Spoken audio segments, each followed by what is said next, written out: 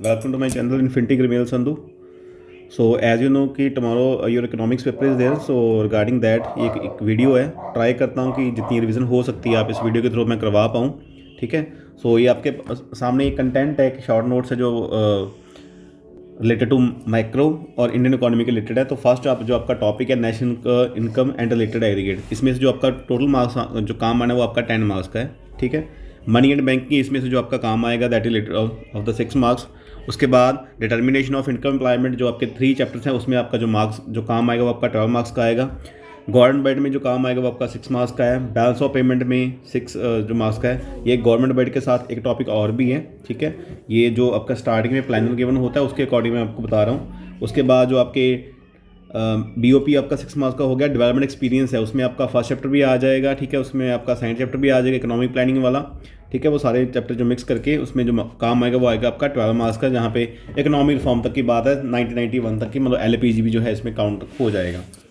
उसके बाद जो करंट चैलेंज है इंडिया जो फेस कर रहा है वो आपका 20 मार्क्स का पूरा काम आना है। अभी ये सिर्फ एक चैप्टर नहीं है, 3 से 4 जो है वो इसमें चैप्टर हैं। उसके बाद development experience of the India comparison with the neighbours, ठीक है। तो वो भी जो आपका काम आएगा ये आपका आएगा 8 मार्क्स का, ठीक है। सो स्टार्ट करते हैं ज़्यादा टाइम वेस्ट ना करते हुए कि जो आपका स्टार्टिंग टॉपिक है जो national income and related aggregate है, तो सारे का सारे जो टॉपिक है वो कराने का आपको यहाँ पे ट्राई करूँगा।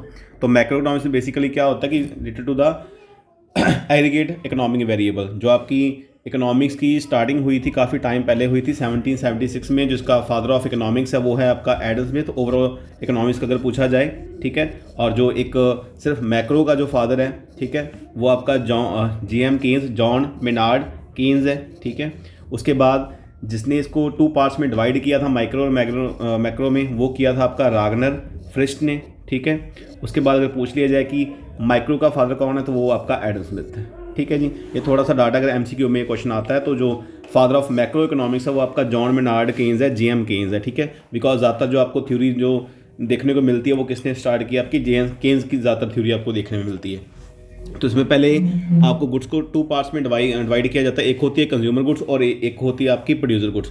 कंज्यूमर गुड्स वो होती हैं जो एक कंज्यूमर यूज़ करता है, क्यों यूज़ करता है, for the satisfaction of their want, ठीक है। उसमें एक आपकी ड्यूरेबल गुड्स आ जाती हैं जिसे हम काफ़ी लॉन्ग टाइम तक यूज़ करते हैं, ठीक है। इसके बाद एक सेमी ड्यूरेबल आ जाती है, ठीक है, जिसका जो टाइम पीरियड होता है 1 ईयर या स्लाइटली मोर होता है, जैसे आपके कोई कपड़े वगैरह हो गए, ठीक है। उसके बाद आपकी जो नॉन ड्यूरेबल गुड्स आ जाती हैं, ठीक है, जैसे जहाँ सिंगल यूज़ हम कह सकते हैं, जैसे ब्रेड एंड बटर वगैरह हो गया, एक बार खाया और ख़त्म हो गया। उसके बाद सर्विस वगैरह आ जाती हैं, इसको हम 4 कैटेगरी में डिवाइड करते हैं। उसके बाद नेक्स्ट आ जाती है आपकी capital goods. Capital goods are those good which used by the producer for the further production and which have a high value and repeatedly it can be used, कि जिसकी वैल्यू भी हाई हो, काफ़ी long time तक use करते हैं, ठीक है, और रिपीटली यूज़ करते हैं तो उसे कैपिटल गुड में काउंट किया जाता है और इसमें डेप्रिसिएशन इन्वॉल्व होता है। उसके बाद जो आपकी गुड्स हैं इसको हम 2 पार्ट में डिवाइड करते हैं। एक होती है आपकी फाइनल गुड्स और एक होती है आपकी intermediate goods. Final and intermediate. जो फाइनल गुड्स होती हैं those good which cross the boundary line of production, जिन्होंने प्रोडक्शन की जो बाउंड्री लाइन है वो क्रॉस कर चुके हैं, ठीक है, फाइनल यूज़ के लिए वो रेडी हैं। और intermediate goods are those good which do not cross the boundary line of production, जिन्होंने प्रोडक्शन की जो बाउंड्री लाइन है उसको क्रॉस नहीं किया। अब फाइनल गुड्स को यूज़ करने वाले एक तो आपके कंज्यूमर है, ठीक है, और दूसरा कौन है, प्रोड्यूसर है। जो एक चीज़ें हाउ कंज्यूमर यूज़ करता है, क्यों करता है, for the satisfaction of their want, ठीक है। तो उसमें सारी आपकी जो कंज्यूमर की गुड्स हैं जो भी वो कंज्यूम करता है वो सारी की सारी आ जाएंगी, इवन कि यूज़ भी करेगा वो भी इसमें काउंट होंगी। और प्रोड्यूसर गुड्स वो होंगी जो एक प्रोड्यूसर यूज़ करता है, क्यों करता है, फॉर द फर्दर प्रोडक्शन। और इनके ऊपर जो खर्चा किया जाता है कंज्यूमर द्वारा उसे कहा जाता है कंजप्शन एक्सपेंडिचर, कंजप्शन एक्सपेंडिचर। और जो प्रोड्यूसर खर्चा करता है उसे कहा जाता है इन्वेस्टमेंट एक्सपेंडिचर। और इंटरमीडिएट गुड्स वो होती हैं जो अभी बन के रेडी नहीं हुई, जिनके ऊपर अभी काम चल रहा है, जिसके ऊपर हमने वैल्यू है जो ऐड करनी है, ठीक है जी। उसके बाद स्टॉक है, स्टॉक एंड फ्लो। अब इसमें स्टॉक एंड फ्लो में क्या होता है कि जो एक क्वांटिटी हम एक पर्टिकुलर टाइम पे मेज़र करते हैं, ठीक है, वो आपका स्टॉक कंसेप्ट है। फॉर एग्जांपल वेल्थ है, ठीक है, हमारे एक टाइम पे कितना पैसा है उसे स्टॉक कंसेप्ट में काउंट किया जाता है। उसके बाद वाटर इन अ टैंक, ठीक है, वो भी इसी में हम काउंट करते हैं। उसके बाद नेक्स्ट जो आ जाता है आपका फ्लो, ठीक है। फ्लो में क्या काउंट होगा कि जो हम एक टाइम पीरियड में मेज़र करते हैं, ठीक है, जैसे पर डे हो गया या पर मंथ वगैरह हो गया। जैसे मेरी सैलरी मैं कह दूं पर मंथ में कितनी है या पर डे में कितना अर्न करता हूं, तो ये टाइम के अकॉर्डिंग हो गया, तो इसे हम फ्लो में काउंट करेंगे, ठीक है। जिसमें टाइम पीरियड इन्वॉल्व होता है वो आपका फ्लो कंसेप्ट है, और जो पर्टिकुलर टाइम पे मेज़र किया जाएगा वो आपका स्टॉक कंसेप्ट है, ठीक है। उसके अलावा मैं अगर हर मंथ जो है वो 10,000 जो बैंक से विड्रॉ करवाता हूँ या डिपॉजिट करवाता हूँ, तो वो मेरा फ्लो कंसेप्ट है। बैंक में सेविंग कितनी है वो क्या है, एक स्टॉक कंसेप्ट है। उसके बाद नेक्स्ट आ जाता है आपका इन्वेस्टमेंट। अब इन्वेस्टमेंट का दूसरा नाम क्या है, कैपिटल फॉर्मेशन, ठीक है। So change the stock of fix asset is called investment और we can say capital formation. इसे हम के से जो है वो डोनेट करते हैं। अब जो आपकी इन्वेस्टमेंट है ये दो तरीके की होती है, एक होती है फिक्स इन्वेस्टमेंट और एक होती है आपकी inventory investment. Fix investment and second is inventory investment. अब फिक्स इन्वेस्टमेंट में क्या होता है कि जो हम एक्सपेंडिचर फिक्स एसेट के ऊपर करते हैं, लाइक प्लांट एंड मशीनरी वगैरह हो गया, और जो खर्चा हमें हमारा रॉ मटेरियल वगैरह पे होता है वो किसका पार्ट है, आपका इन्वेंट्री इन्वेस्टमेंट का पार्ट है। उसके बाद है डेप्रिसिएशन। डेप्रिसिएशन क्या होता है कि when we using any fix asset, ठीक है, लाइक हमने प्लांट को यूज़ किया, मशीनरी को यूज़ किया, तो उसकी जो वैल्यू है वो डाउन जाती है, मतलब नॉर्मल वियर एंड टियर, ठीक है। तो उसमें जो आपका जो वैल्यू वो डाउन जा रही है उसे क्या कहा जाएगा, डेप्रिसिएशन कहा जाएगा, ठीक है। और डेप्रिसिएशन का जो दूसरा नाम है that is consumption of fix capital, consumption of fix capital, ठीक है। ये डेप्रिसिएशन का जो है वो दूसरा नाम है, ठीक है। अब इसमें जो डेप्रिसिएशन होती है वो नॉर्मल वियर टियर के अकॉर्डिंग होती है, और एक होती है आपकी एक्सपेक्टेड ऑब्सोलेंस की। एक्सपेक्टेड ऑब्सोलेंस क्या होती है कि हमें पता है कि जैसे टेक्नोलॉजी चेंज हो जाएगी, ठीक है, जो टेक्नोलॉजी भी चेंज वगैरह हो गया, जो हम चीज़ पता है जो हमें ये चीज़ होंगी, ठीक है। और एक होती है अनएक्सपेक्टेड, जो मतलब एक्सपेक्ट नहीं किया था वो, बट वो फिर भी चीज़ें हो जाती है, ठीक है। जैसे कोई हम कह सकते हैं कोई अर्थक्वेक वगैरह आ गया, कोई फ्लड वगैरह आ गया, या कोविड-19 जैसे आया था, उसकी वजह से जो वैल्यू डाउन चली गई थी वो आपकी अनएक्सपेक्टेड है, ठीक है। तो जो आपकी एक्सपेक्टेड है वो आपका एक्सपेक्टेड का पार्ट है, जैसे टेक्नोलॉजी वगैरह हो गया। उसके बाद जो दूसरी अर्थक्वेक हो गया, फ्लड वगैरह हो गया, जो अनएक्सपेक्टेड है वो आपका अनएक्सपेक्टेड का पार्ट होगा। अब इसकी वजह से वैल्यू जो डाउन जाएगी वो किसका पार्ट होगा, आपका डेप्रिसिएशन का पार्ट होगा। उसके बाद नेक्स्ट आ जाता है आपका circular flow of income between the two sector कौन से हैं, एक आपका प्रोड्यूसर है और दूसरा आपका हाउस होल्ड है। अब जो प्रोड्यूसर है, प्रोड्यूसर क्या करेगा, हाउस होल्ड को गुड्स एंड सर्विस प्रोवाइड करेगा, ठीक है जी। और गुड्स एंड सर्विस प्रोवाइड के बदले में जो हाउस होल्ड है ये इसे फैक्टर प्रोवाइड करता है। अब जब इसे फैक्टर प्रोवाइड किया जाएगा तो ये क्या करेगा, उन फैक्टर्स की पेमेंट कर देगा। पेमेंट किसके पास चलेगी, हाउस होल्ड के पास चलेगी। अब हाउस होल्ड ने जो इनसे गुड्स एंड सर्विस को परचेज किया, गुड्स एंड सर्विस इनके पास चलेगी और इन्होंने इसकी क्या कर दी, पेमेंट कर दी। So there is the flow between household and producer, दोनों ही एक दूसरे के ऊपर डिपेंड है। अगर हम पैसे को इन्वॉल्व नहीं करते, सिर्फ इसे इन्वॉल्व करते हैं कि हाउस होल्ड ने फैक्टर प्रोवाइड किए और इसके बदले में इसने गुड एंड सर्विस प्रोवाइड कर दी, तो किसका पार्ट होगा, आपका रियल फ्लो का पार्ट होगा। अगर हमने साथ में मनी को इन्वॉल्व कर दी, किसने फैक्टर प्रोवाइड किए, इसने उसके बदले में पेमेंट कर दी, तो ये किसका पार्ट हो जाएगा, आपका मनी फ्लो का पार्ट हो जाएगा। जब हम उसमें इनकम इन्वॉल्व कर लेंगे तो किसका पार्ट होगा, आपका मनी फ्लो का पार्ट होगा, ठीक है जी। इसमें आपका यही टॉपिक था। उसके बाद नेक्स्ट जो आपके कंपोनेंट आ जाते हैं, ठीक है, उसमें एक शॉर्ट ट्रिक से याद कर लो, ये 3 और 4। इसमें फर्स्ट में या तो ग्रॉस आएगा या नेट आएगा, इसमें या तो डोमेस्टिक आएगा, ठीक है, या आपका नेशनल आएगा। प्रोडक्ट यहाँ पे सेम रहता है, इसमें कोई चेंज नहीं आता, ठीक है। यहाँ पे या तो फैक्टर कॉस्ट आएगा, यहाँ पे मार्केट प्राइस आएगा, ठीक है। तो ग्रॉस में इसमें जो फंक्शन सारे के सारे बनते हैं, जीडीपी, एमपी वगैरह कैसे बनते हैं, इसका स्टार्टिंग वाला उठा लो, ठीक है। जैसे ये जी हो गया, इनका डी हो गया, इनका पी हो गया, इसका एफ हो गया, तो G D P at F C, ठीक है। उसके बाद G D P at M P, G D P at M P. उसके बाद G D P G N P at F C, G N P at M P, ठीक है। अब रही इनको याद करने की बात, वो सुन लो आप। जैसे फर्स्ट आ जाता है आपका G D P at M P है, इसकी डेफिनेशन की बात कर लें तो अब ये एम पी का मतलब क्या हो गया, market price. So it is the market value of all final goods and service which is produced in the domestic territory of a country. अब डोमेस्टिक टेरिटरी कैसे पता चला, बिकॉज यहाँ पे डोमेस्टिक वर्ड आ गया, ठीक है। इंक्लूसिव डेप्रिसिएशन, इट मीन्स इसमें जो डेप्रिसिएशन है वो आपकी इन्वॉल्व होगी, उसमें इसमें बीच में काउंट किया जाएगा, ठीक है। तो टोटल आपके 8 फंक्शन बनते हैं। इस शॉर्टकट से आप इजी से जो है वो याद कर सकते हो। और रही बात इसको कन्वर्ट करने की, तो उसके लिए भी आप एक चीज़ नोट कर लो। पहले आएगा आपका ग्रॉस और इसके साथ क्या था, दूसरा आपका नेट था। यहाँ पे एक डोमेस्टिक, इसके साथ दूसरा क्या आएगा, आपका नेशनल आएगा, ठीक है। प्रोडक्ट आपका सेम है तो उसमें कोई चेंज नहीं आता। यहाँ पे फैक्टर कॉस्ट है और यहाँ पे मार्केट प्राइस है। ग्रॉस से नेट पे जाने के लिए क्या करेंगे, डेप्रिसिएशन को माइनस कर देंगे, और नेट से ग्रॉस पे जाने के लिए क्या करेंगे, डेप्रिसिएशन को प्लस कर देंगे। डोमेस्टिक से नेशनल पे आने के लिए क्या करेंगे, हम NFI net factor income from abroad को प्लस कर देंगे और यहाँ पे जाने के लिए NFI को क्या कर देंगे, माइनस कर देंगे, net factor income from abroad. Factor cost से मार्केट प्राइस जाने के लिए प्लस NIT, मतलब जब मार्केट में लेके जाएंगे तो टैक्स भी लगेगा और सब्सिडी भी मिलेगी, ठीक है, तो उसे कहते हैं NIT। और NIT फाइंड कैसे होती है, इनडायरेक्ट टैक्स माइनस सब्सिडी, ये इसका फॉर्मूला है, ये आपका NIT फाइंड करने का। अब जब मार्केट प्राइस से फैक्टर कॉस्ट पे आए तो क्या करेंगे, minus NIT, right. So in this way आप जो है पूरे के पूरे फंक्शन को कन्वर्ट कर सकते हो। अब कन्वर्ट कैसे करना है, सपोज आपको वहाँ पे गिवन है GDP एट MP, फाइंड करना है आपने NNP एट FC। जो गिवन है उसको एक साइड राइट कर लो, जो फाइंड करना है उसको एक साइड रख लो। फर्स्ट में क्या हो गया, ग्रॉस से कहाँ गए हम, नेट के ऊपर, ग्रॉस से नेट के ऊपर, ग्रॉस से नेट पे जाने के लिए क्या करेंगे, माइनस डेप्रीसिएशन। डोमेस्टिक से नेशनल पे जाने के लिए, डोमेस्टिक से नेशनल पे जाने के लिए क्या करेंगे, plus NFI net factor income from abroad. P से P सेम है, मार्केट प्राइस से फैक्टर कॉस्ट पे जाना है, इट मीन्स माइनस NIT। तो इट मीन्स स्टार्टिंग वाले जो ये तीनों आप याद कर लेते हो तो उसके बाद कन्वर्ट जो भी करना है आप इस तरीके से कन्वर्ट उसको कर सकते हो, ठीक है जी। होप ये चीज़ आपको क्लियर होगी। उसके बाद जो आपके net factor income from abroad है, मतलब जो पैसा हमें फॉरेन से आता है। अब NFI फाइंड कैसे होता है, factor income from abroad, factor income from abroad और फैक्टर इनकम टू अब्रॉड, मतलब फ्रॉम में से टू को क्या करेंगे, माइनस कर देंगे, ठीक है जी। बस याद रखना कि फैक्टर इनकम फ्रॉम अब्रॉड है और ये फैक्टर इनकम टू अब्रॉड है, और इससे नेट फाइंड होगा। और नेट कौन सा फाइंड होगा, net factor income from abroad. अगर यहाँ पे फ्रॉम है तो प्लस करना है, अगर यहाँ पे टू अब्रॉड होगा तो वो क्या हो जाएगा, आपका नेगेटिव में जो है वो कन्वर्ट हो जाएगा, ठीक है जी। ये कन्वर्ट करने वाले रूल है जो मैंने आपको ऑलरेडी बता दिए। उसके बाद जो कंसेप्ट आता है आपका डोमेस्टिक इनकम का और नेशनल इनकम का। अब डोमेस्टिक इनकम और नेशनल इनकम, ठीक है।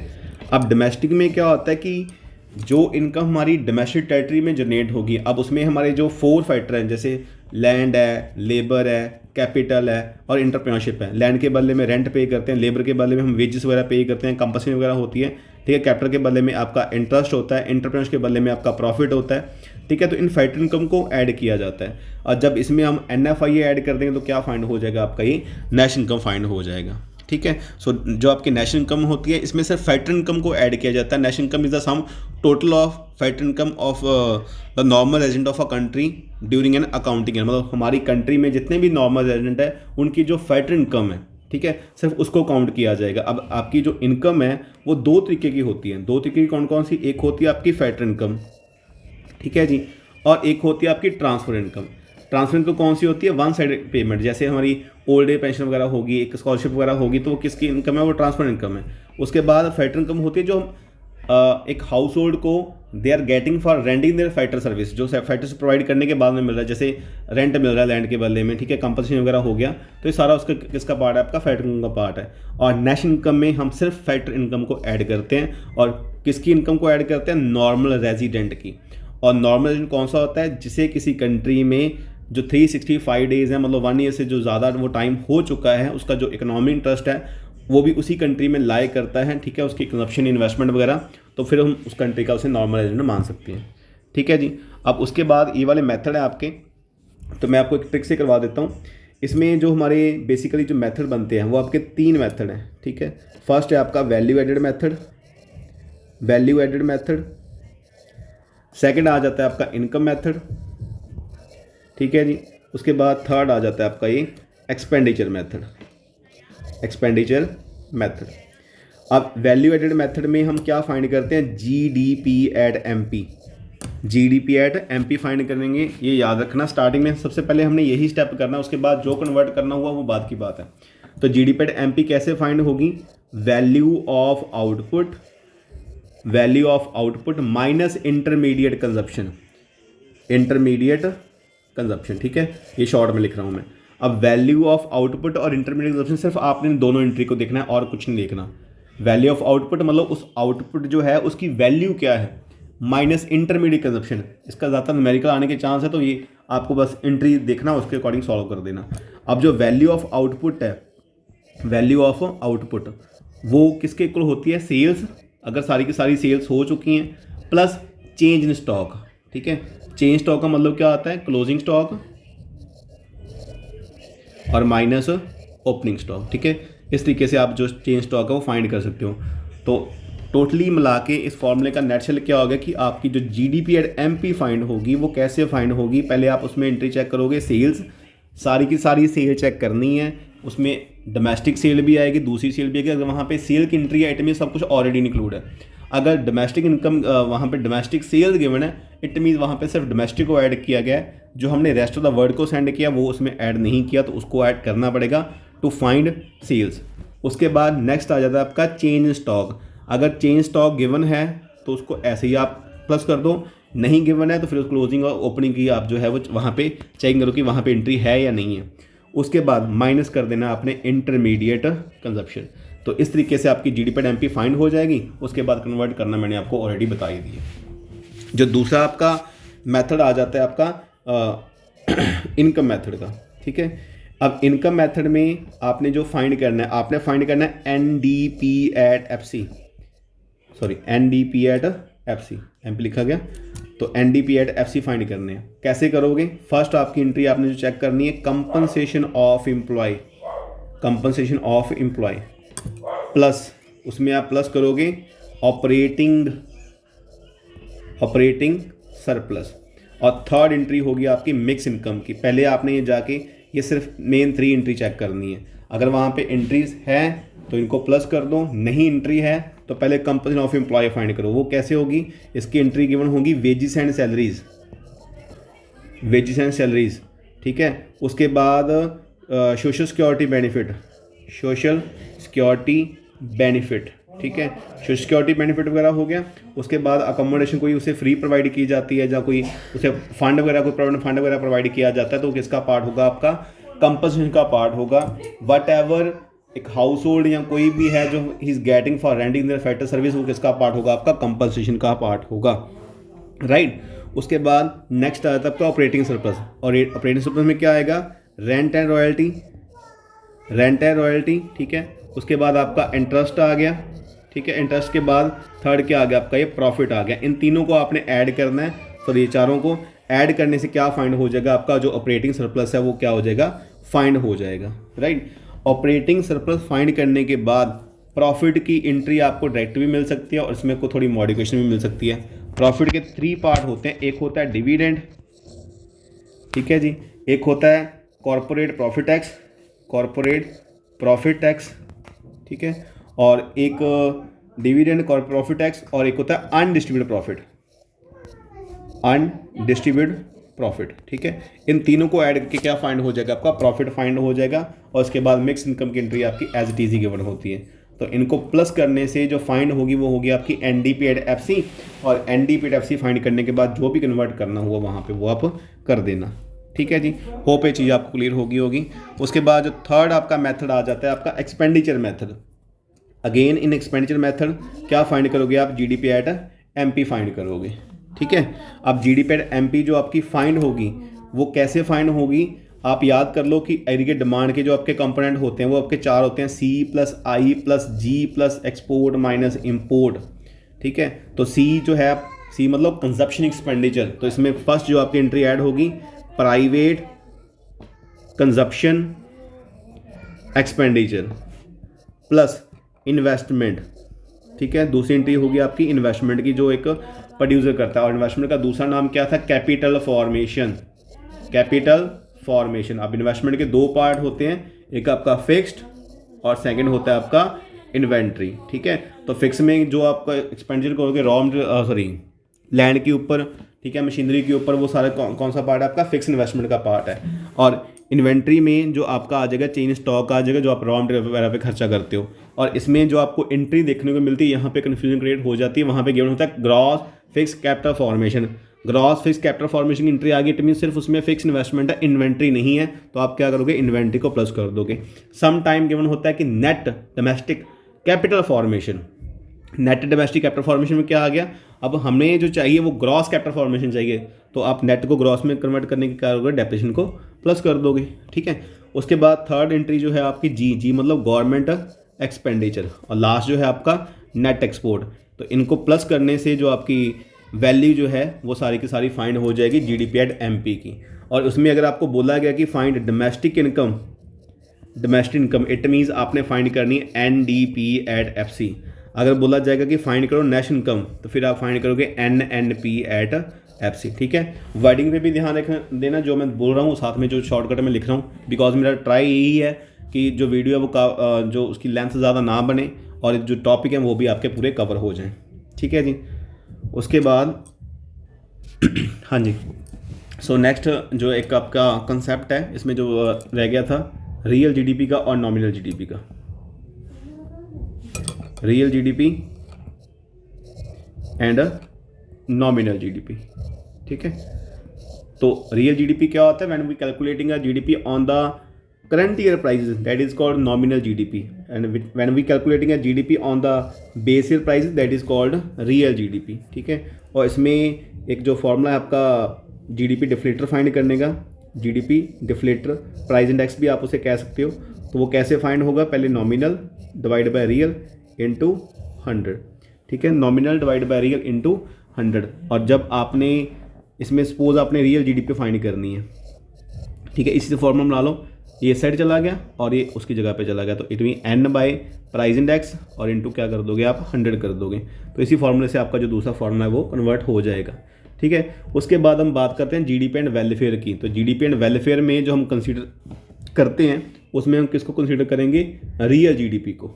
ठीक है, not a nominal, because nominal में सिर्फ आपका प्राइस भी चेंज हो सकता है, बट रियल जीडीपी में क्या होता है? क्वांटिटी चेंज होती है। ठीक है, तो हमें अगर वेलफेयर की बात करें तो वो क्वांटिटी के रिलेटेड होगी, इट मीन हम रियल जीडीपी को कंसीडर करेंगे, नॉमिनल को कंसीडर नहीं करते। बट उसमें कुछ लिमिटेशंस है। लिमिटेशन में क्या आएगा? जैसे डिस्ट्रीब्यूशन ऑफ इनकम, अगर इनकम की जो डिस्ट्रीब्यूशन है वो अनइक्वल है, ठीक है, तो फिर अगर हमारी जीडीपी राइज भी हो जाती है उसका हमें कोई बेनिफिट नहीं होगा। मतलब अमीर और अमीर हो जाएगा, अगर उसको भी बेनिफिट हो रहा है तो पुअर पीपल तो उसे उसका फ़ायदा जो उठा ही नहीं पाएंगे। उसके बाद है आपकी डिस्ट्रीब्यूशन ऑफ इनकम, मतलब अगर ये हो गया आपका इनकम और ये हो गया जीडीपी। जीडीपी मतलब जो गुड्स एंड सर्विस हैं, अगर वो उनको इक्वल डिस्ट्रीब्यूशन होगी नहीं तो इट मीन उससे हमारा जो सोशल वेलफेयर है उसका नहीं होगा। तो उसके अगर जीडीपी राइज भी हो जाएगी तो उसमें कोई हमें बेनिफिट नहीं होता। और इसके साथ इसमें जो एक होता है कंपोजिशन ऑफ जीडीपी, इनका नाम थोड़ा चेंज हो गया, वैसे जो मेन पॉइंट है वो आपका कंपोजिशन का है। तो कंपोजिशन में इट मीन्स क्या क्या जीडीपी में कैलकुलेट होता है, तो जो भी गुड्स यहाँ पे प्रोड्यूस होती है, सर्विस होती है, वो सारा का सारा जीडीपी का पार्ट है। उसमें वेपन्स भी काउंट होंगे। अब वेपन से जो डिफेंस का जो सामान है उसे डायरेक्टली बेनिफिट तो नहीं होता, बट इनडायरेक्टली होता है। बट उसे अगर हमारे पास वेपन ज़्यादा होंगे तो उसी से किसी का वेलफेयर जो है वो डायरेक्टली नहीं होगा। और थर्ड आता है नॉन मेटिक एक्सचेंज, मतलब जहाँ पे बार्टर सिस्टम एग्जिस्ट करता है तो वहाँ पे अगर हमारी जीडीपी इंक्रीज भी हो जाती है तो हम सेविंग ना करने की वजह से उससे हमें कोई बेनिफिट नहीं होता। उसके बाद एक्सटर्नलिटी आपकी पॉजिटिव भी हो सकती है, नेगेटिव भी हो सकती है। पॉजिटिव कैसे होगी? अब सपोज एक बंदे ने पार्क बनाया और दूसरा भी उसे एंजॉय कर रहा है, उसका नेबर जो उसे एंजॉय कर रहा है, तो दोनों का बेनिफिट हो गया। नेगेटिव में क्या होगा?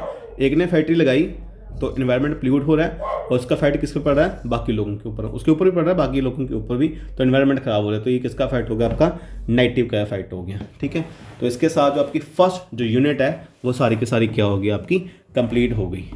ठीक है जी। अब इसमें न्यूमेरिकल आपके मेन इंपॉर्टेंट हो गए। इसके अलावा जो एक सर्कल फ्लो ऑफ इनकम है, ठीक है, जहाँ फाइनल गुड्स में इंटरमीडिएट गुड्स में जो आपका डिफरेंस वगैरह होता है, तो ये आपके जो मेन हम उसके काउंट कर सकते हैं, उसके रिलेटेड जो क्वेश्चन है वो आपका बन सकता है, और एक सर्कल फ्लो ऑफ इनकम के रिलेटेड। ठीक है जी, तो ये कुछ टॉपिक हैं। ठीक है, जैसे डिफरेंस आ गया, स्टॉक एंड फ्लो में क्या डिफरेंस है, डोमेस्टिक नेशनल में क्या डिफरेंस है, ठीक है, इंटरमीडिएट गुड्स में क्या डिफरेंस है, फाइनल में क्या डिफरेंस है, तो ये आप जल्द ईजी जो कर ही सकते हो। ये हमने ऑलरेडी ये फॉर्मूला कर लिया है। ठीक है जी। और ये न्यूमेरिकल है कुछ। उसके बाद जो नेक्स्ट हमारा टॉपिक आ जाता है मनी एंड बैंकिंग का। ठीक है जी, तो money is a thing which commonly accepted as a medium exchange. तो एज अ मीडियम एक्सचेंज भी, मेजर ऑफ वैल्यू के लिए भी, स्टोर ऑफ वैल्यू के लिए भी, ठीक है, और स्टैंडर्ड फॉर डेफर्ड पेमेंट के लिए हम इसे यूज़ करते हैं। तो इसके फीचर भी यही है और इसकी डेफिनेशन भी यही है। जैसे एक कॉमन मीडियम एक्सचेंज है, मतलब अगर हमने कोई ट्रेड करना है या कोई हमने एक्सचेंज करना है तो विद द हेल्प ऑफ जो एक मनी है वो कर सकते हैं। उसके बाद मेजर ऑफ वैल्यू, अगर हमने किसी चीज़ की वैल्यू बतानी है कि एक बुक का प्राइस क्या होगा, पेन का प्राइस क्या होगा, in the form of cash we can tell. उसके बाद store of value, it mean saving करनी है, तो ठीक है, वो भी हमारे लिए ईजी है मनी की फॉर्म में। Standard for deferred payment, deferred payment कौन सी है? कॉन्ट्रैक्चुअल पेमेंट, ठीक है, जिसे हमने आज नहीं करना। जैसे कोई फॉर एग्जांपल हमने किसी बंदे के साथ कोई काम कर रहे हैं, ठीक है, एक सैलरी के ऊपर, तो हमें लास्ट मंथ में जो 10,000 वो मिल जाएगा, 20,000 मिल जाएगा, तो कॉन्ट्रैक्ट जो है वो इससे पॉसिबल हो सकते हैं। इसके अलावा जो हम बोरिंग वगैरह भी करते हैं, तो बोरिंग भी जो है उसमें ये हेल्पफुल हो चुकी है। अदरवाइज़ अगर मनी ना आती तो फिर बोरिंग करना हमारे लिए एक डिफ़िकल्ट टास्क हो सकता था, ठीक है जी। उसके बाद जो एक बार्टर सिस्टम जो पहले एग्जिस्ट करता था, बार्टर सिस्टम में क्या होता था कि उसमें गुड्स को एक्सचेंज किया जाता है, इसे सीसी इकोनॉमी भी कह देते हैं, सीसी इकोनॉमी, ठीक है। अब इसमें जो एक ड्रॉबैक क्या थे कि पहले तो यही हो गया कि इसका कॉमन डिमांड एक्सचेंज उस टाइम पे नहीं था। जो इसके फीचर हैं वो इसके क्या हैं, उसके जो ड्रॉबैक हैं, एक कॉमन डिमांड एक्सचेंज नहीं था, ठीक है, मेजर ऑफ वैल्यू वहाँ पे नहीं थी, डेफर्ड पेमेंट में हमें दिक्कत आती थी, ठीक है, उसके बाद सेविंग करने में हमें दिक्कत आती थी, ट्रांसफ़र करने में हमें दिक्कत आती थी, ठीक है। तो ये सारे किसके पॉइंट है आपके बार्टर सिस्टम के जो है वो ड्रॉबैक है। अब मनी ने इसको कैसे सॉल्व कर दिया, अपने फंक्शन के साथ जो है वो सॉल्व होगी। उसके बाद नेक्स्ट जो आ जाता है आपका मनी सप्लाई। मनी सप्लाई जो है वो आपका एक स्टॉक कंसेप्ट है, नॉट अ फ्लो कंसेप्ट। ये एमसीक्यू में कई बार क्वेश्चन आ जाता है। So money supply is a stock concept because it held with एक पर्टिकुलर टाइम पे जो भी अमाउंट लोगों के पास है in the form of cash, in the form of उनके बैंक अकाउंट में है, तो किसका पार्ट होगा, आपका मनी सप्लाई का पार्ट होगा। और इसे हम जो डिवाइड करते हैं, इसे हम 4 पार्ट्स में डिवाइड करते हैं, M1, M2, M3 और M4। M1 में क्या क्या आएगा, C plus DD plus OD, ठीक है। OD, C मतलब करेंसी विद द पीपल, जो लोग पैसे लोगों के पास है। DD डिमांड डिपॉजिट, जो लोगों का पैसा कमर्शियल बैंक के पास है, जो उन्होंने अपने सेविंग अकाउंट में जो किसी अकाउंट में रख रखा है, which we can draw with the help of cheque, ठीक है। अदर डिपॉजिट मतलब जो RBI के साथ कोई अदर डिपॉजिट है, जैसे वर्ल्ड बैंक हो गया या इंटरमिलिट्री फंड वगैरह हो गया, तो वो सारे किसका पार्ट आएगा, आपका M1 का पार्ट आएगा। और आपकी बुक में M1 नहीं गिवन है, ठीक है, उसके M2 उसके जो बाकी है वो लास्ट पे गिवन है, बाकी फिर भी शॉर्टकट के लिए सुन लो। तो M1 में ये सारे आ जाएंगे, M2 में क्या आएगा, M1 सारा तो आएगा, जो हम पोस्ट ऑफिस में सेविंग करते हैं वो भी इसमें ऐड हो जाएगी, ठीक है जी। और M3 में M1 सारा आएगा, और इसके बाद जो नेट टाइम डिपॉजिट मतलब FD वगैरह जो अमाउंट है वो भी इसमें काउंट हो जाएगा M3 में। और M4 में M3 ये सारा काउंट होगा, और इसके प्लस जो आपकी पोस्ट ऑफिस में सेविंग है वो भी काउंट हो जाएगी, ठीक है जी। और M1 M2 ये दोनों आपके नैरो कंसेप्ट है, और M3 एंड M4 ये कौन से आपके ये ब्रॉडर कंसेप्ट है। उसके बाद है high powered money. High powered money में क्या क्या काउंट होगा, इसमें high powered money is the money produced by the RBI और द गवर्नमेंट, मतलब नोट भी कॉइन भी सारे इसमें आ जाएंगे, ठीक है। उसके बाद जो करेंसी लोगों के पास है, जहाँ उनके पैसा जो बैंक में पड़ा है वो भी आ जाएगा, और इसे H से डोनेट करते हैं, तो मतलब सारा का सारा जो अमाउंट है वो हाई पावर्ड मनी में काउंट हो जाता है, ठीक है जी। उसके बाद ये फंक्शन आगे जो हमने ऑलरेडी कर चुके हैं वहाँ पे। उसके बाद नेक्स्ट कंसेप्ट आता है क्रेडिट क्रिएशन का। जो बैंक है, बैंक का जो मेन काम जो कमर्शियल बैंक है या दूसरे आपका एक मेन बैंक है, तो पहले कमर्शियल बैंक की काम बात करते हैं। जो बैंक्स होते हैं, बैंक क्या उनका मेन काम क्या होता है कि डिपॉजिट को एक्सेप्ट करना और उन्हें लोन प्रोवाइड करना, ठीक है, ये बैंक का जो मेन काम है, ठीक है। इसके अलावा जो अब बैंक जो करता है वो करता है क्रेडिट क्रिएशन, जहाँ हम कह सकते हैं मनी क्रिएशन। मनी क्रिएशन कैसे होता है, अब इसमें जो फर्स्ट जो मेन पॉइंट है, एक आपका होते हैं प्राइमरी डिपॉजिट, ठीक है। सपोज मेरा यहाँ पे HDFC बैंक है, HDFC, मैंने यहाँ पे क्या कर दिया, मैंने 10,000 यहाँ पे डिपॉजिट करवा दिया, ठीक है जी। अब 10,000 डिपॉजिट करवाने के बाद HDFC क्या करेगा, इसका 10% जो है वो अपने पास रख लेगा, और वो भी इसने किसने कहा हुआ है, RBI ने, कि आपने 10% उसका रख लेना है, और बाकी जो है वो आगे जो लोन है वो प्रोवाइड कर सकते हो। तो इसका 10,000 का जो 10% है वो 1,000 जो है वो अपने पास रख लिया। कोई और बंदा गया लोन लेने के लिए, तो उसने क्या कर दिया, 9,000 जो है उसे लोन दे दिया। अब 9,000 जो है उसे कैश की फॉर्म में नहीं दिया, उसने क्या किया, उसके नाम का अकाउंट ओपन किया, अकाउंट ओपन करके वहाँ पे 9,000 की एंट्री डाल दी, और उसके साथ से चेकबुक इशू कर दी। Now in the place of money वो क्या यूज़ करेगा, वो चेकबुक को यूज़ करेगा। अब जो 9,000 है ये इसे कहते हैं सेकेंडरी डिपॉजिट, ठीक है जी। अब 9,000 इसने जो पेमेंट करनी है वो करनी with the help of cheque है। अब जिसको भी ये पेमेंट वगैरह करेगा वो पेमेंट कहाँ पे चली जाएगी, सीधा बैंक में चली जाएगी, ठीक है। तो ऐसे 10,000 से फिर 9,000 आ गया, 9,000 का फिर वो बैंक ने क्या करना है, 10% रख लेना है, ठीक है, बाकी फिर आगे लोन दे देगा। मतलब ये प्रोसेस आगे से आगे चलता जाएगा। और कहाँ तक ये प्रोसेस चलेगा, ठीक है, उसका फॉर्मूला क्या होता है, मनी मल्टीप्लाई का 1/, कई बुक में LRR है, लीगल रिजर्व रेशो, कई बुक में CRR है, ठीक है, कई जगह पे RR ही है, तो ये दोनों ही सही हैं। आपका लीगल वैसे रिजर्व रेशो होता है, तो इसमें जो भी बनेगा, जैसे 10% है तो 1/10% परसेंट ऊपर चला गया, 100/10 कट करके क्या आ गया 10 आ गया। इट मीन्स 10 टाइम जो है वो आपकी इनकम इंक्रीज़ हो जाएगी। जो 10,000 है वो 10 टाइम इनकम क्या हो जाएगी आपकी इंक्रीज़ हो जाएगी। ठीक है जी। सो अपनी वर्डिंग में आप जो एक्सप्लेन है वो कर सकते हो, बाकी फिर भी यहाँ से आप रीड कर लेना। ठीक है जी। नेक्स्ट आ जाता है आपका कि सेंट्रल बैंक। तो सेंट्रल बैंक एक अपेक्स फाइनेंशियल इंस्टीट्यूशन है। ठीक है, जो आरबीआई वो 1935 में जो है वो आपका इस्टेब्लिश हुआ था। ठीक है, और इसके बाद जो भी नोट इशू करने की जो अथॉरिटी है वो इसके पास है, सिर्फ आरबीआई के पास है। अब आरबीआई के जो मेन काम क्या क्या होते हैं, एक होता है इशू नोट, तो सिर्फ आरबीआई जो है वो नोट इशू करता है। बैंकर टू द गवर्नमेंट, मतलब सरकार का बैंक है। बैंकर्स बैंक है, सारे बैंकों का बैंक है, हेड है, उन्हें सुपरवाइज भी करता है, उन्हें चेक भी करता है। ठीक है, land of the last out, अगर मतलब कमर्शियल बैंक को और कोई होप लोन नहीं मिलता तो उनकी जो होप है वो कौन पूरी करते हैं, कमर्शियल बैंक पूरी करते हैं। ठीक है, मतलब सॉरी आरबीआई पूरी करता है। ठीक है, और वो क्यों करता है, बिकॉज एक सेट प्रोवाइड करने के लिए।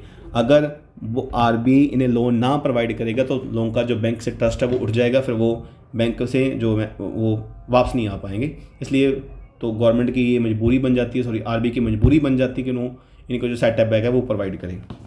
उसके बाद custody of the foreign exchange, जो फॉरेन करेंसी की जो रिजर्व है वो किसके पास होते हैं, आरबीआई के पास होते हैं। कंट्रोलर ऑफ क्रेडिट, हमारी इकोनॉमी में मनी सप्लाई को इंक्रीज़ करना है या डिक्रीज़ करना है तो किसके पास होगा, जो राइट है वो आपका सिर्फ आरबीआई के पास है। ठीक है जी। इसके अलावा इसमें जो एक मिलिट्री पॉलिसी होती है, ठीक है, यहाँ पे एक्सप्लेन की नहीं हुई तो चलो मैं यहाँ पे खुद ही करवा देता हूँ आपको। तो जो मिलिट्री पॉलिसी है, a policy which used by the RBI, ठीक है, to control credit in the economy. अब मिलिट्री पॉलिसी में इसके दो मेन होते हैं, एक होता है आपका क्वांटिटेटिव और एक होता है क्वालिटेटिव। ठीक है जी, quantitative and qualitative. So quantitative में क्या होता है, ऑल ओवर जो मनी सप्लाई इकोनॉमी की उसको कंट्रोल करने के लिए जो मेथड अप्लाई किए जाते हैं उसमें बैंक रेट आ जाता है, bank rate, repo rate, reverse repo rate. ठीक है, उसके बाद रिवर्स रेपो रेट के बाद आपका ये CRR, SLR, open market operations. ठीक है, ओपन मार्केट ऑपरेशंस हो गया, ये सारे आपके क्वांटिटेटिव है। और इसमें मार्जिन रिक्वायरमेंट, उसके बाद राशनिंग ऑफ क्रेडिट, ठीक है, उसके बाद मॉडल हाउसिंग। तो ये सारे के सारे जो आपके पॉइंट है वो आपके क्वालिटेटिव के, बिकॉज ये सिलेक्टिव सेक्टर के ऊपर जो है वो अप्लाई किए जाते हैं। तो at which rate bank RBI provide loan to the commercial bank, that is called bank rate. Repo rate भी सेम है, बट रेपो रेट में विद सिक्योरिटी होता है, बैंक रेट में विदाउट सिक्योरिटी होता है। Reverse repo rate, at which rate RBI accept deposit from the commercial bank, तो वो किसका पार्ट है, आपका रिवर्स रेपो रेट का पार्ट है। CRR, कैश रिजर्व रेशो, ठीक है, जो अमाउंट एक कमर्शियल बैंक ने आरबीआई के पास जो है वो पैसा रखना होता है। SLR, जो पैसा वो खुद के पास रखती है in the form of cash, in the form of gold, ठीक है, सिक्योरिटीज़।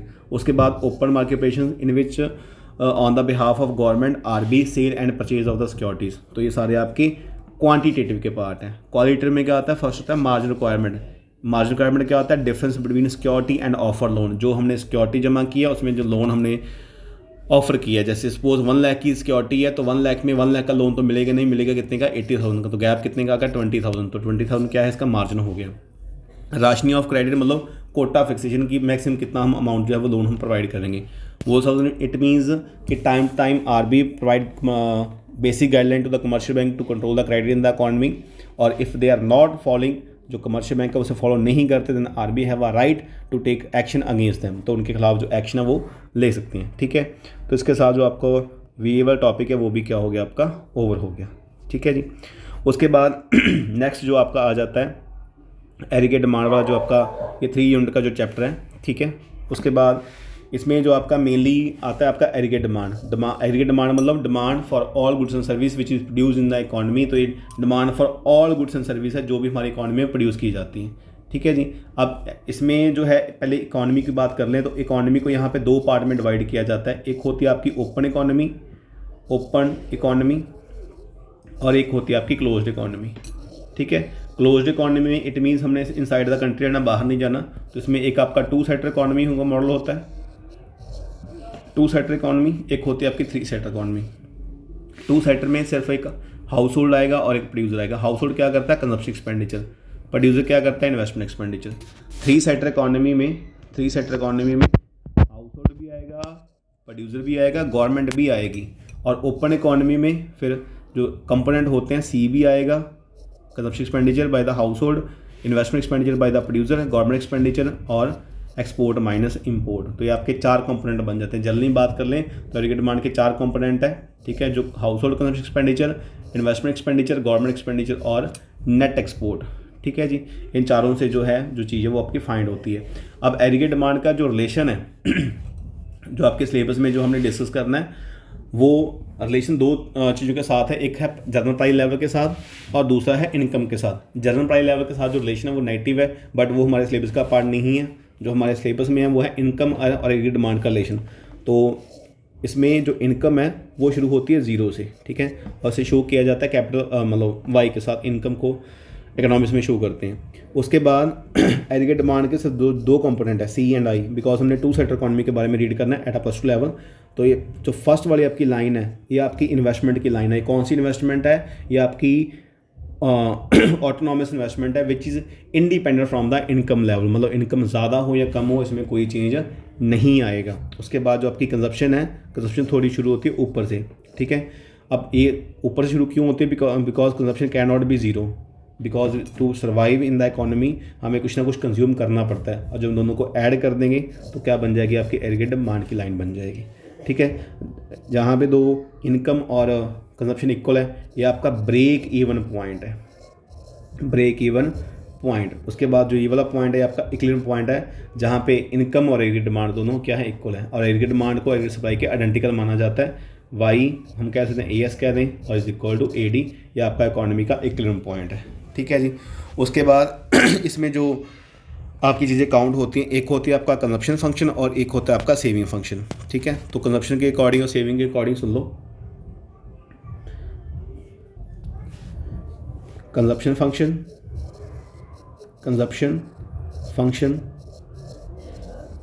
सेकंड आ जाता है आपका सेविंग फंक्शन, ठीक है।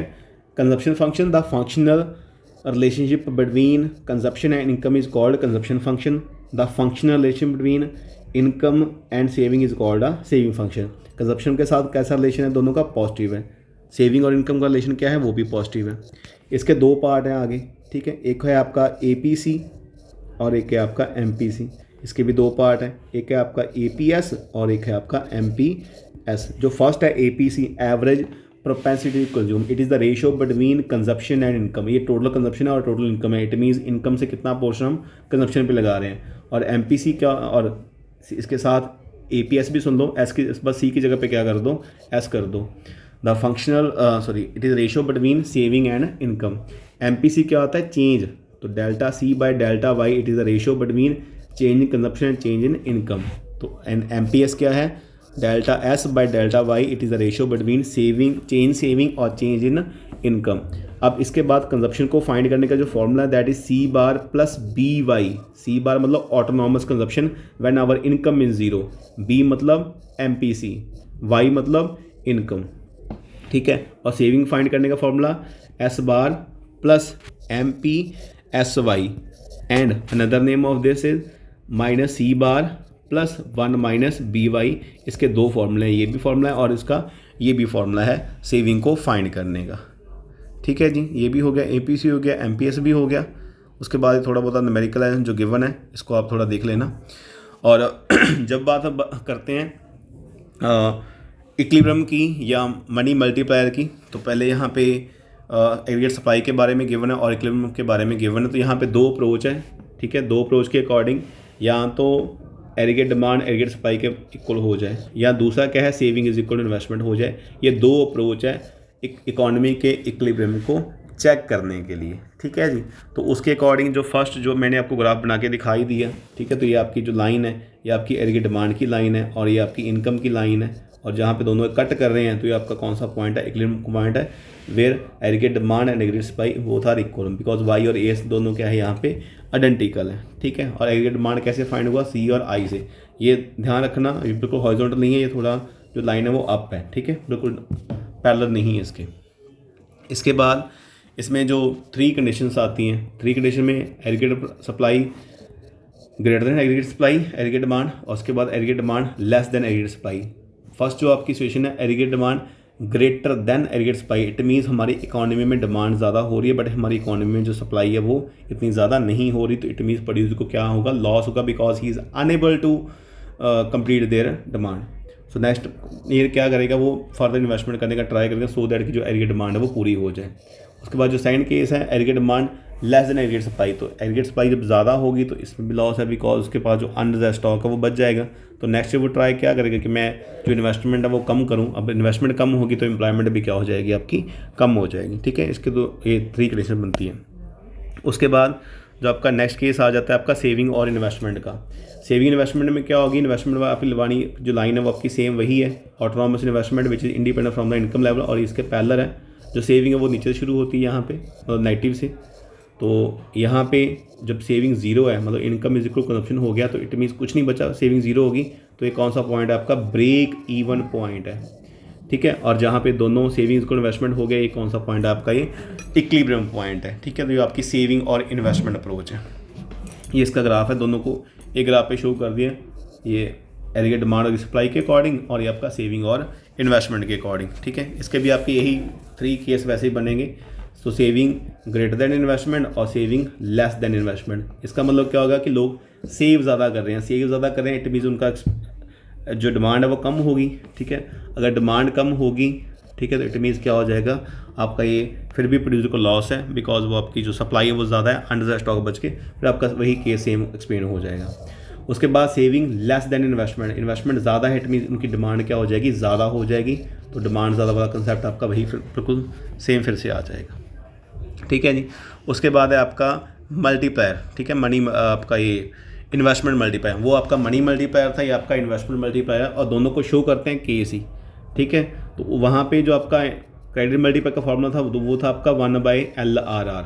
यहाँ पे जो फॉर्मूला है that is delta Y by delta I, it is the ratio between change in income और चेंज इन इन्वेस्टमेंट। मतलब इन्वेस्टमेंट में चेंज होने की वजह से इनकम आपकी कितने टाइम में वो चेंज होती है। सपोज आपने जो इनकम में इन्वेस्टमेंट में चेंज किया 15 करोड़ का, इनकम में चेंज है आपका 60 करोड़ का, तो कितने 4 टाइम इंक्रीज़ होगी, तो इन्वेस्टमेंट मल्टीप्लाई कितना हो गया आपका, ये 4 हो गया। ठीक है, और जिसका अनदर फार्मूला है मनी मल्टीप्लाई क्रेडिट मल्टीप्लायर का, एक है आपका 1/1 - MPC और एक है K = 1/MPS। इसके साथ जो रिलेशन है MPS के साथ वो नेगेटिव है और MPC के साथ जो रिलेशन है वो क्या है आपका, पॉजिटिव है। अगर MPC ज़्यादा होगा तो मल्टीप्लाई भी क्या हो जाएगा, ज़्यादा हो जाएगा। ठीक है जी, सो उसके अकॉर्डिंग उसके बाद जो प्रोसेस ऑफ इन्वेस्टमेंट मल्टीप्लायर है वो आपका जो कंसेप्ट आ जाता है। ठीक है, उसके रिलेटेड ही है जो आपका some time they are asking that कि explain the process of investment multiplier. तो उसमें आपने यही टेबल जो पहले तो उसकी डेफिनेशन राइट कर दोगे, फिर ये टेबल शो कर देना, उसके बारे में थोड़ा बहुत लिख देना।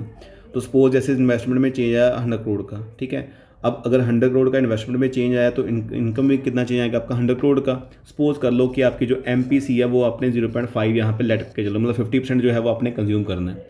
उसके बाद अगर 50% आपने कंज्यूम कर लिया तो 50% क्या हो गया आपका, सेव हो गया। जो पैसा सेव कर लिया वो पैसा इकॉनमी से बाहर हो गया बिकॉज वो फर्दर इन्वेस्टमेंट नहीं हो पाएगा।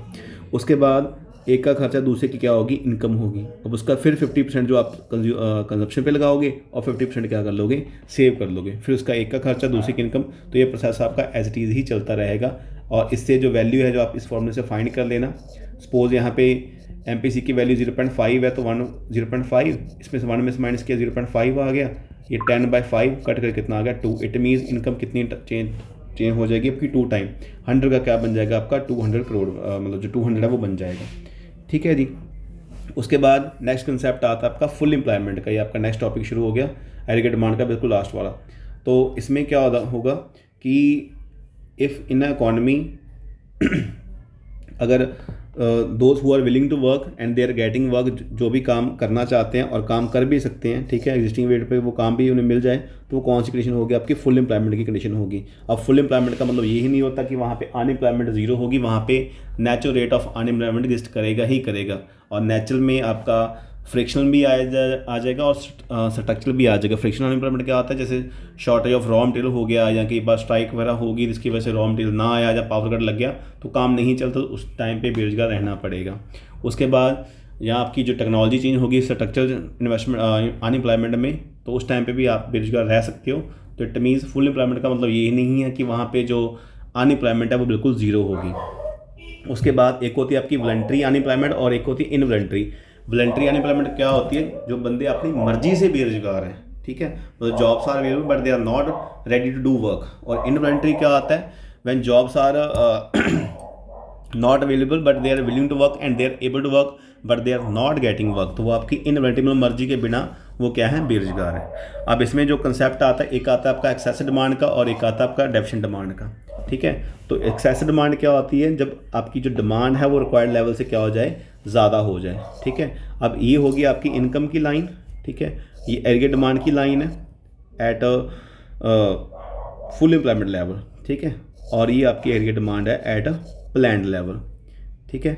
तो प्लान्ड लेवल में क्या हो गया कि ये फुल एम्प्लॉयमेंट इक्विलिब्रियम में जब यहाँ पे हम जो इकोनॉमी के रिसोर्स को पूरा यूज़ करने के बाद यहाँ पे इक्विलिब्रियम पॉइंट बन रहा है, बट इकोनॉमी में क्या होगी, डिमांड ज़्यादा होगी बिकॉज ये तो प्लान्ड है। अब ये इतना जो गैप आ रहा है, किसका कौन सा गैप है, आपका एक्सेस डिमांड का गैप है, ठीक है। अब जो एक्सेस डिमांड है, ठीक है, इसको मेज़र कैसे करते हैं, aggregate demand at planned level और aggregate demand at full employment level, मतलब कितनी ज़्यादा होगी। तो इसके जो एडी के कंपोनेंट है उसे याद कर लो, AD is equal to C plus I plus G plus export minus import. अगर कंजप्शन एक्सपेंडिचर ज़्यादा होगा तो एग्रीगेट डिमांड क्या होगी, ज़्यादा होगी।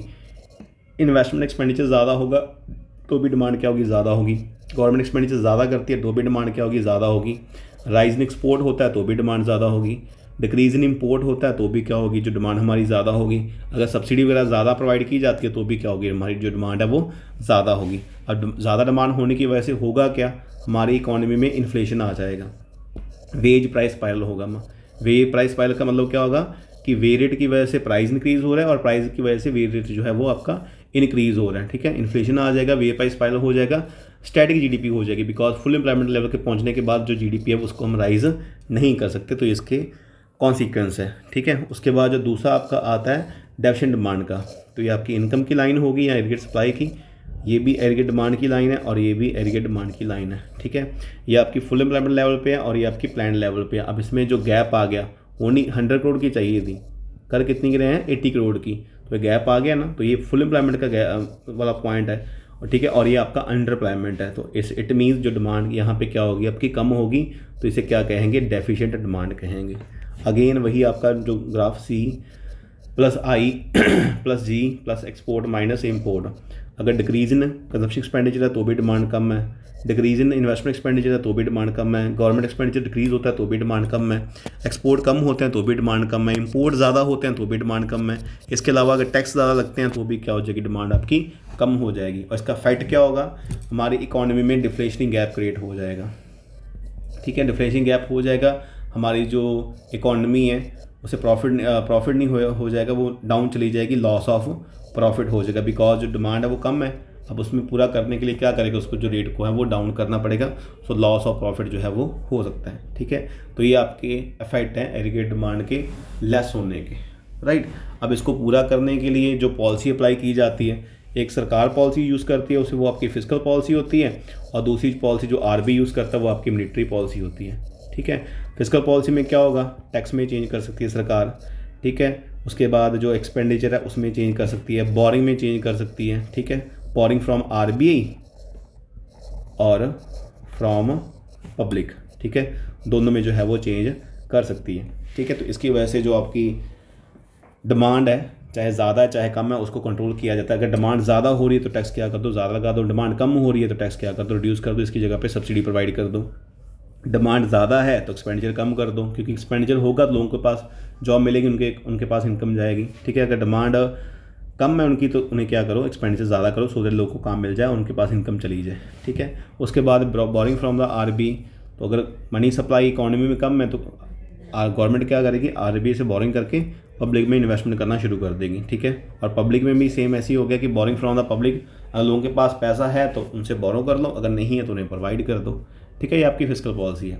और मॉनेटरी पॉलिसी में सेम बिल्कुल फिर आपका वही आ जाएगा, क्वालिटेटिव और quantitative, bank rate, repo rate वगैरह, रिवर्स रेपो रेट। अब उसके अकॉर्डिंग जैसे रेपो रेट है, एक फंक्शन मैं आपको बता देता हूँ। सपोज यहाँ पे हमारी इकोनॉमी में जो एग्रीगेट डिमांड क्या है वो ज़्यादा है, अब अगर इकॉनमी में एरिया डिमांड ज़्यादा है, इट मीन्स एक्सेस डिमांड है। अब एक्सेस डिमांड कब होगी? जब लोगों के पास पैसा होगा, मनी सप्लाई क्या होगी? ज़्यादा होगी। मनी सप्लाई को कंट्रोल करना है। अब रेपो रेट क्या होता है? जिस रेट पे आरबी कमर्शियल बैंक को लोन प्रोवाइड करता है। यहाँ पे कमर्शियल बैंक है और यहाँ पे जनरल पब्लिक है जिनके पास पैसा बहुत ज़्यादा हो गया, तो क्या करेगा आरबी? रेपो रेट को इंक्रीज़ कर देगा। अगर रेपो रेट को इंक्रीज़ कर दिया तो इन्हें ये कॉस्टली लगेगा पैसा लेना। अब इनके पास पैसा क्या आएगा? कम आएगा। इनके पास पैसा है तो कम है, तो मनी क्रिएशन कम होगी। मनी क्रिएशन कम हुई तो लोगों के पास पैसा भी कम आएगा। पैसा कम आएगा तो मनी सप्लाई भी क्या हो जाएगी? आपकी रिड्यूस हो जाएगी। मतलब इस तरीके से जो ऑपरेशन है वो आपके वर्क करते हैं। उसके साथ आपका जो ये वाला टॉपिक है वो भी क्या हो गया? आपका ओवर हो गया।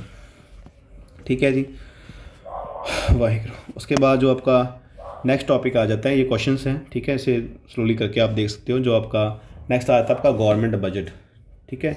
Government budget and the economy. Government budget का मतलब मेनली मोटिव क्या होता है? इसे हम बजटरी पॉलिसी भी कह देते हैं। ये आपका एक सरकार जो एक डिसाइड करती है जो भी उनका एक एक्सपेंडिचर है, जो भी उनका रिसिप्ट है उसके अकॉर्डिंग, ठीक है। तो इसे दो पार्ट में डिवाइड करते हैं। एक साइड आ जाता है आपके रिसिप्ट और एक साइड आ जाता है आपका एक्सपेंडिचर, ठीक है जी।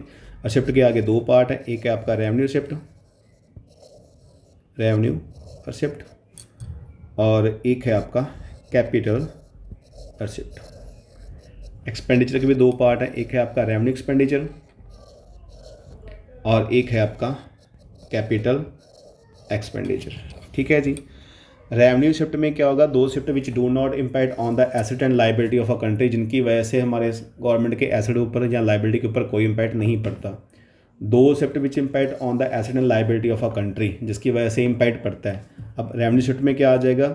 इसमें जो आपकी टैक्स है, ठीक है, टैक्स शिफ्ट आ गया, या आपका नॉन टैक्स वगैरह आ गया, ठीक है। तो सारा का सारा पैसा इसमें काउंट होगा। टैक्स जितने भी टाइप के हैं, आपका डायरेक्ट टैक्स हो गया, इनडायरेक्ट टैक्स हो गया, स्पेसिफिक टैक्स हो गया, जीएसटी वगैरह, वो सारा का सारा इसमें काउंट हो जाएगा। नॉन टैक्स में क्या आ जाएगा? जैसे फीस आ गया, ठीक है, फ़ाइन आ गया, इसीट आ गया, ठीक है, स्पेशल असेसमेंट आ गया, ठीक है, cell of 2G and 3G network हो गया, ठीक है। और ये सारे के सारे किसका पार्ट है? आपका नॉन टैक्स का पार्ट है। अब टैक्स में एक आपका डायरेक्ट टैक्स होता है, ठीक, दूसरा इनडायरेक्ट टैक्स है, जिसका बर्डन हम आगे शिफ्ट जो कर सकते हैं, ठीक है, उसके अकॉर्डिंग इसकी जो क्लासिफिकेशन है वो की जाती है। इसके अलावा प्रोग्रेसिव और रिग्रेसिव आपका जो टैक्स होता है, ठीक है। उसके साथ ही जो आपका ये नेक्स्ट आता है कैपिटल शिफ्ट। कैपिटल शिफ्ट में जो एसेट और लाइबिलिटी के ऊपर इम्पैक्ट पड़ते हैं, जिसकी वजह से हमारे एसेट या लाइबिलिटी के ऊपर इम्पैक्ट पड़ता है, तो उसमें जैसे सपोज करो सरकार ने कोई चीज़ अपनी सेल कर दी, सेल करने से क्या होगी? डिसइन्वेस्टमेंट होगी। अब डिसइन्वेस्टमेंट होने से सरकार के पास पैसा तो आ जाएगा, बट उसके एसेट क्या हो जाएंगे? रिड्यूस हो जाएंगे, ठीक है। उसके बाद बोरिंग वगैरह आ गया, ठीक है। बोरिंग कहाँ से करते हैं? आरबी से करते हैं, या कमर्शियल बैंक से करते हैं, या रेस्ट ऑफ द वर्ल्ड से करते हैं, तो वो भी किसका पार्ट है? आपका कैपिटल शिफ्ट का पार्ट है। पेमेंट वगैरह हो गया, जो पेमेंट रीपेमेंट लोन करते हैं, तो वो भी किसका पार्ट है? आपका कैपिटल शिफ्ट का पार्ट है। सॉरी, एक्सेप्ट फ्रॉम द जो पेमेंट, जो भी उन्होंने लोन वगैरह दिया हुआ है अपने गवर्नमेंट ने। सेम एज टीज जो एक्सपेंडिचर है, रेवेन्यू एक्सपेंडिचर और capital expenditure, which do not impact on the asset and liability of a country, जिसकी वजह से कोई इम्पैक्ट नहीं होता। इसमें जैसे ओल्ड एज पेंशन है, ठीक है, ओल्ड एज पेंशन का खर्चा हो गया, स्कॉलरशिप वगैरह का जो खर्चा हो गया, इस तरीके का जो भी खर्चा होगा वो किसका पार्ट है? आपका रेवेन्यू एक्सपेंडिचर का पार्ट है। कैपिटल शिफ्ट में जो सरकार कोई लैंड के ऊपर, ठीक है, कोई बिल्डिंग के ऊपर, जो कोई इंफ्रास्ट्रक्चर के ऊपर जो भी खर्चा करते हैं वो किसका पार्ट होगा? आपका कैपिटल एक्सपेंडिचर का पार्ट होगा, ठीक है जी। इसमें ज़्यादातर आपका यही है। आई थिंक ये हो ही गया आपका। ये आपका बजट शिफ्ट आ गया, टैक्स शिफ्ट आ गया, आपका ये डायरेक्ट टैक्स आ गया, आपका इनडायरेक्ट टैक्स आ गया, ठीक है। बर्डन के अकॉर्डिंग हम इसे डिवाइड करते हैं। तो नेक्स्ट आ जाता है आपका नॉन टैक्स शिफ्ट आ गया। उसके बाद ये आपका कैपिटल शिफ्ट, ये चीज़ें हम जो है वो सारी हम डिस्कस कर चुके हैं। हाँ, उसके बाद जो ये वाला आपका डेफिसिएंट है, एक होता है रेवेन्यू डेफिसिएंट, एक होता है कैपिटल फिस्कल डेफिसिएंट, और एक होता है प्राइमरी। रेवेन्यू डेफिसिएंट में क्या होगा? सिर्फ रेवेन्यू की बात हो रही है, जिसमें रेवेन्यू एक्सपेंडिचर रेवेन्यू शिफ्ट से क्या हो जाएगा? ज़्यादा हो जाएगा, और माइनस करके इसको फाइंड किया जाता है। फिस्कल डेफिसिएंट क्या होता है? टोटल एक्सपेंडिचर, उसमें रेवेन्यू भी आ गया, कैपिटल भी आ गया, minus total shift other than boring, सिर्फ बोरिंग को छोड़ के, या सिर्फ ओनली बोरिंग को ऐड कर लो, तो एक किसका पार्ट है? आपका फिस्कल डेफिसिएंट का पार्ट है। उसके बाद प्राइमरी डेफिसिएंट क्या होगा कि जो फिस्कल डेफिसिएंट है उसमें से क्या करो? इंटरेस्ट पेमेंट को माइनस कर दो, तो आपका जो प्राइमरी डेफिसिएंट है वो फाइंड हो जाएगा, ठीक है। अब इसमें इसका इम्पैक्ट क्या होता है, इसकी इम्प्लीमेंटेशन क्या होती है?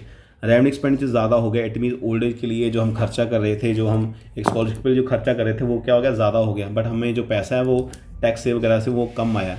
तो इट मीन्स क्या हो गया, सरकार इसको पूरा करने के लिए एक तो अपना एक्सपेंडिचर रिड्यूस करेगी और इसके साथ हो सकता है उसे डिसइन्वेस्टमेंट भी करनी पड़े, जो बोरिंग वगैरह भी करनी पड़े। तो इससे जो कैपिटल अकाउंट में जो चेंज आएगा, ये इसकी इम्प्लीकेशन है। फिजिकल डेफिसिट में क्या होता है कि बोरिंग में बेसिकली शो करते हैं, तो जिसमें रेवेन्यू एक्सपेंडिचर कैपिटल एक्सपेंडिचर ज़्यादा हो गया।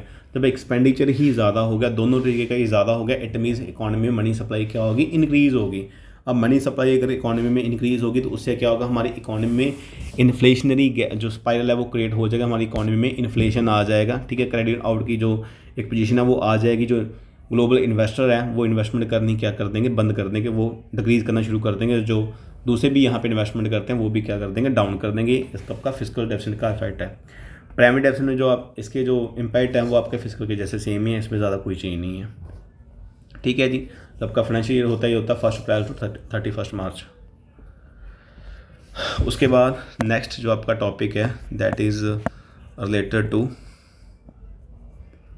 BOP। ठीक है जी, BOP balance of payment, it record all military transaction with the rest of the world. जो भी यहाँ पे हम जो ट्रांजैक्शन है वो करते हैं। ठीक है, अब इसमें जो पार्ट होते हैं इसको 3 पार्ट्स में डिवाइड करते हैं। एक होता है आपका करंट अकाउंट, ठीक है जी, एक होता है आपका कैपिटल अकाउंट और एक होता है आपका official reserve account, official reserve account. ठीक है, सो करंट अकाउंट में जो आपका import and export of goods, import and export of service, ठीक है, और सर्विस में आपकी फैक्टर सर्विस भी आ जाएंगी, नॉन फैक्टर भी आ जाएंगी। सारा का सारा किसका पार्ट है, आपका करंट अकाउंट का पार्ट है। ठीक है, हम इसे BOT भी कह देते हैं, बैलेंस ऑफ ट्रेड। ठीक है, एक होता है BOP में तो सब कुछ काउंट हो गया, बट इसमें सिर्फ आपका जो बैलेंस ऑफ ट्रेड में सिर्फ आपकी जो import and export of goods count होगा, इसमें तो दूसरा है वो आपका काउंट नहीं होगा। अब इसमें जो अमाउंट आता है वो क्रेडिट साइड आ जाएगा और जो पैसा जाता है वो क्या जाएगा, आपका डेबिट साइड पे चला जाएगा। ठीक है, तो इस तरीके से करंट अकाउंट में एंट्रीज को ऐड किया जाता है। ठीक है, और उसके बाद कैपिटल अकाउंट में जो आपकी एंट्रीज को तो कैपिटल अकाउंट की एंट्री में बेसिकली जो आपकी नेक्स्ट आपके टॉपिक है उसके अकॉर्डिंग, तो यहाँ पे बोरिंग आपका आ जाएगा। ठीक है, उसके बाद जो आपकी इन्वेस्टमेंट है, बोरिंग और इन्वेस्टमेंट ये मेनली यही 2 कंपोनेंट है। इसके अलावा शॉर्ट टर्म ट्रेड क्रेडिट हो गया। ठीक है, ये सारे आपके जो है वो नेक्स्ट आपकी चीज़ में काउंट हो जाते हैं। ठीक है, बैंकिंग कैपिटल वगैरह हो गया, वो भी इसमें काउंट जो आपका वो हो जाता है। अब जो बोरिंग है वो 2 तरीके की होती है, एक होती है एक्सटर्नल कमर्शियल बोरिंग, एक होती है एक्सटर्नल असिस्टेंस। कमर्शियल बोरिंग मतलब जो आपके इंटरेस्ट मार्केट रेट ऑफ के इंटरेस्ट के अकॉर्डिंग आपको प्रोवाइड होगा, और एक्सटर्नल असिस्टेंस क्या होगा, जो आपको थोड़ा डिस्काउंट पे मिल जाएगा। ठीक है, उसके बाद जो इन्वेस्टमेंट है ये 2 तरीके की इन्वेस्टमेंट है, एक होती है आपकी FDI और एक होती है FII। FDI foreign direct investment और FII मतलब फॉरेन इंस्टीट्यूशन इन्वेस्टमेंट, और इसका दूसरा नाम क्या है, पोर्टफोलियो इन्वेस्टमेंट। ठीक है, जब हम किसी शेयर्स में पैसा लगा रहे हैं, मतलब ऑनशिप किसी और के नाम पे बस शेयर्स में पैसा लगाया जा रहा है, तो आपकी FII है, फॉरेन इंस्टीट्यूशनल इन्वेस्टमेंट। और फॉरेन डायरेक्ट इन्वेस्टमेंट क्या होगी कि आपने कोई डायरेक्ट इन्वेस्टमेंट किया, उसके ऑनर भी आप खुद ही उसे चला रहे हो, तो किसका पार्ट हो गया, आपका FDI का पार्ट हो गया। उसके बाद आपका शॉर्ट टर्म ट्रेड क्रेडिट वगैरह हो गया। ठीक है, बैंकिंग कैपिटल वगैरह हो गया, वो किसका पार्ट है, आपका ये कैपिटल अकाउंट का ही, जो कैपिटल अकाउंट का ही पार्ट है। ठीक है, और जो आपका इसमें था करंट अकाउंट में, इसमें आपका गुड्स का भी इंपोर्ट एक्सपोर्ट आएगा, सर्विस का भी आएगा, यूनिलेटेड ट्रांसफ़र भी आएगा। यूनिट ट्रांसफ़र क्या होती है, वन साइड पेमेंट, जैसे सपोज रेमिटेंसेस, जो आपने अपने फैमिली मेम्बर को पैसा भेज रहे हो। ठीक है, तो वो किसका पार्ट है, आपका करंट अकाउंट का पार्ट है। ठीक है जी, तो इनके अलावा जो दूसरा आपका थर्ड अकाउंट होता है वो होता है आपका ऑफिशियल रिजर्व अकाउंट का। अब इनको काउंट करने के बाद आप क्या करोगे, ओवरऑल बैलेंस फाइंड करते हो, ओवरऑल बैलेंस। उसमें आपका करंट अकाउंट का बैलेंस भी आ जाएगा, उसमें आपका कैपिटल अकाउंट का बैलेंस भी आ जाएगा, उसमें आपका एरर एंड एमिशंस भी आ जाएगा, जो आपकी एंट्रीज रह गई हैं। सबको फाइंड करने के बाद अगर ये आ गया 0, इट मीन्स BOP क्या हो गया, आपका बैलेंस हो गया। अगर पॉजिटिव आ गया या नेगेटिव आ गया तो क्या हो गया, आपका इम्बैलेंस है। पॉजिटिव आ गया सरप्लस है, नेगेटिव आ गया तो क्या हो गया, आपका वो डाउन चला गया, आपका डेफिसिट हो गया। ठीक है, अब इसमें जो इस चेंज को पूरा करने के लिए, बिकॉज हमें तो क्या चाहिए, BOP बैलेंस चाहिए, उसमें चेंजेस कर, तो हमें उसको बैलेंस करना पड़ेगा। अब उसमें जो बैलेंस करने के लिए जो हम चेंजेस करेंगे वो किसका पार्ट होगा, आपका ऑफिशियल रिजर्व अकाउंट का पार्ट होगा। उसमें हम क्या करेंगे, उसमें एंट्रीज को वहाँ पे चेंज कर देंगे, वहाँ पे जो ट्रांजेक्शन है, जो आपका RBI के पास जो करेंसी है उसमें क्या किया जाएगा, चेंजेस किए जाएंगे। ठीक है, उसके बाद एक होती है आपकी ऑटोनॉमस और एक होती है आपकी कमोडिटी। ऑटोनॉमस क्या होती है, जो प्रॉफिट मोटिव के लिए की जाती है। ठीक है, जो सामान है वो मंगवा लो, जो एक्स्ट्रा उससे क्या कर दो, एक्सपोर्ट कर दो। ठीक है। अकोमोडेटिंग क्या होती है, इसको मैनेज कर लेंगे। इट मीन जो भी आपका फिश रिजर्व अकाउंट में जो भी चेंजेस आएंगे वो किसका पार्ट है, आपका अकोमोडेटिंग का पार्ट है।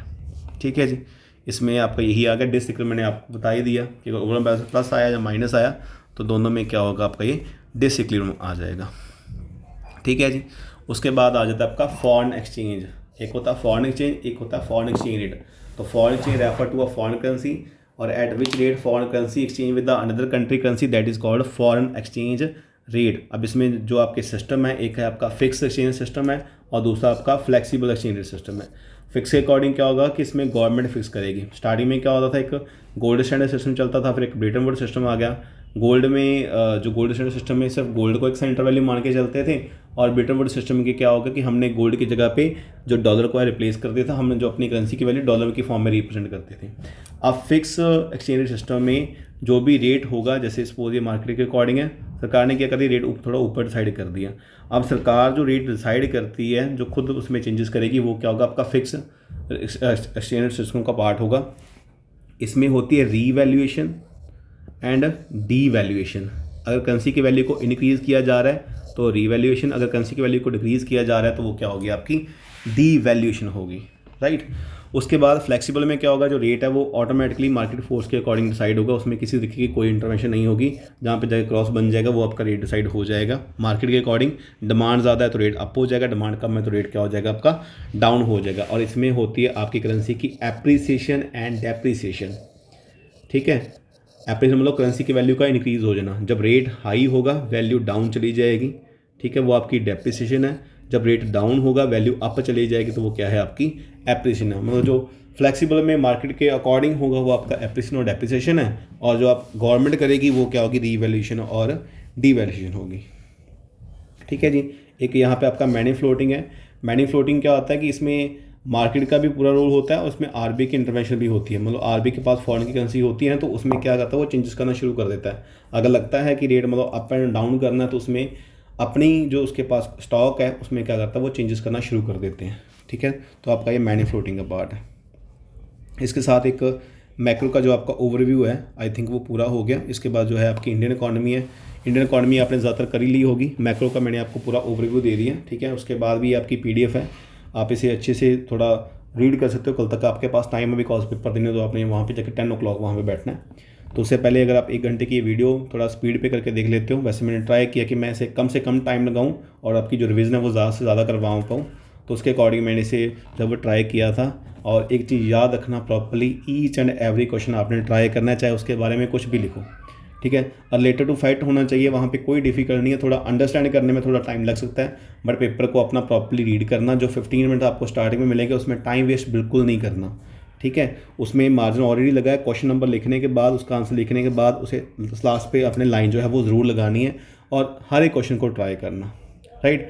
और जो आपके MCQ वगैरह हैं, ठीक है, उसमें अगर आप सिर्फ ऑप्शन भी लिख सकते हो ABCD, तो वो भी आपके प्रॉपर चेक होंगे। ज़रूरी नहीं कि आपने A लिखने के बाद उसका पूरा जो है वो नाम लिखना है या कुछ भी है, ऐसा कुछ ना करना। सिर्फ ऑप्शन लिखना, ABCD जो भी उसका आंसर होगा शॉर्ट में कर देना। और बाकी जो आपके क्वेश्चंस हैं, ठीक है, वो एक अच्छी राइटिंग में ज़्यादा से ज़्यादा पॉइंट बनाने का ट्राई करना। जितने ज़्यादा फ्लो चार्ट हो सकते हैं उसमें वो इन्वॉल्व करना, और आंसर पैराग्राफ देने की बजाय जो है वो एक पॉइंट्स में यहाँ पर ज़्यादा लिखना, ठीक है।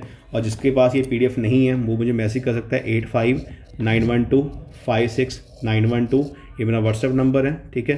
जिसको ये PDF चाहिए वो मुझे मैसेज कर दें, और मैंने इस PDF के अकॉर्डिंग आपको कराने का ट्राई किया है। सो कल का जो आपका पेपर अच्छा जाए, best of luck, thank you.